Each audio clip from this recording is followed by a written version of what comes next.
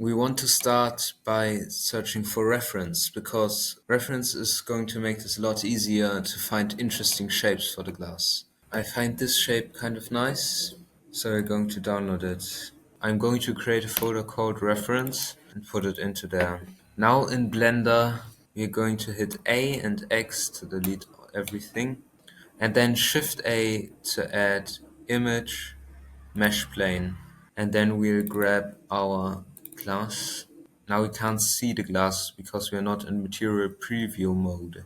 So either go to the top and click on this, or hit Z and go to material preview. Now from the top view, let's take the strength of this HDRI down because it's so bright. We want this reference to be sideways. So you're going to hit R, X, and type in 90. Hit enter. Now I'm going to hit G for grab and lock it to the Z axis, move it up. I think we should start with a circle. So I'm going to hit Shift A, mesh, circle. Down here in the vertices, I'm going to keep it at 32. Now go into edit mode and hit S for scale. Click 1 on the number pad to go into side view and scale it down even more.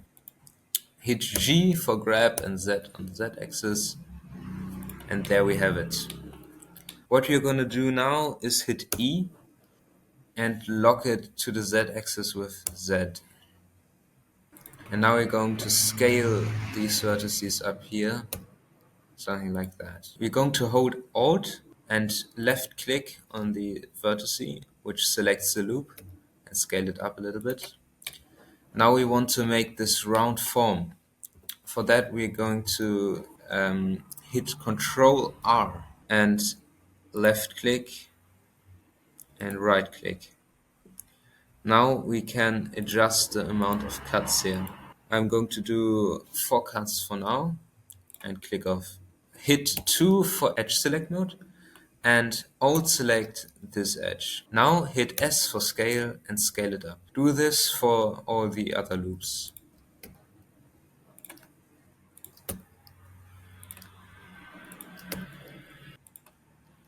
Okay, now I'm going to hit A and scale everything down so we can see our reference. I'm going to alt select the bottom here and I'm going to extrude it on the Z axis another time and scale it down. And I'm going to grab it on the Z axis. And now I will grab again on the Z axis and push it higher and press F to fill this. I to invert so there will be no shading issues. Control R to add a loop cut, grab Z to add more detail. Now I will alt select this and press Control B. Keep it at 2. Look at that. Now I will make sure that I have the right form of the glass that I want. I maybe want this to be a bit larger, like this. And by the way, if you want to alter this down here, you can, in side view, hit Z, hold Z, and go to wireframe, select face select mode, and just drag a box over there. And now we can grab this on Z, scale it up, do whatever you want. I want to scale this a little bit. And now I will hit 3 for face selection and just loop select these faces and shift select the last one. So Alt to select a loop and then Alt and Shift to select another loop and again Shift to select the last face. Grab Z to pull it up a little bit. It's a little bit much. Okay. Now I will select this and this edge, which is a little bit hard. Press Ctrl B and bevel it with 1 segment. Also, I will take this and also bevel it another time. And I will also take this and bevel this another time. Now it's reasonably smooth. First of all, I'm going to hit H to hide our reference. Now We click on the object, right click and click on Shade Smooth. In the Modifiers tab, I'm going to add a Subdivision Surface modifier. And I'm going to set the level to 2. So if it were shaded flat, you can see all this geometry being added. Shade Smooth. Now we can model the glass. Go to the Shading tab. Hit number pad point to zoom in on the object. Click on New to create a new material. And now you might want to enable the Node Wrangler. Go to Edit, Preferences, Add-ons, and search for Node Wrangler. You should enable it here, and if it doesn't work, you can go to Get Extensions, write Node Wrangler here, and then click on Install when it pops up. This is going to help us significantly. So we want to make this to glass. So we're going to make the base color pure white, roughness 0.001, and the transmission 1. What we can do to actually make it realistic is click on Add Modifier and add a Solidify modifier. Now it suddenly looks much better, and we can add a thickness of about 0.009. But now we have to put the Solidify modifier on top of the subdivision surface, so it makes a much smoother edge. Now, with the Node Wrangler enabled, we can select the principal BSDF and press Ctrl T. Without the Node Wrangler, you can press Shift A, search for Image, Texture, and press Shift A, search for Mapping, and search for Texture Coordinates.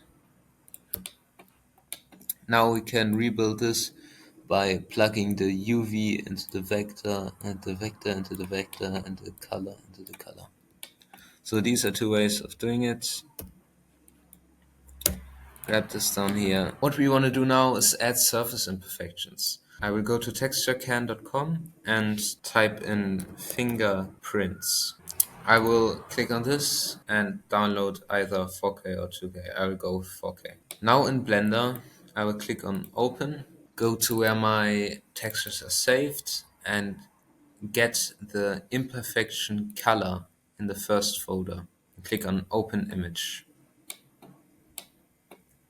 Now, if we press Ctrl Shift left click, which is only possible with the Node Wrangler, we can preview this texture. By the way, if you haven't saved your project already, do it now. Now it's not going to work at first because you first have to go into edit mode, press A, U, Smart UV Project, and unwrap. Now you can see all those fingerprints. That's because it uses the UV to determine where the prints are. We can also click here and call it glass. Now we want there not to be all these fingerprints everywhere, but we want the fingerprints to only be in certain areas.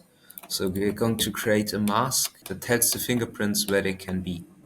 So to do that, Shift A and add a noise texture.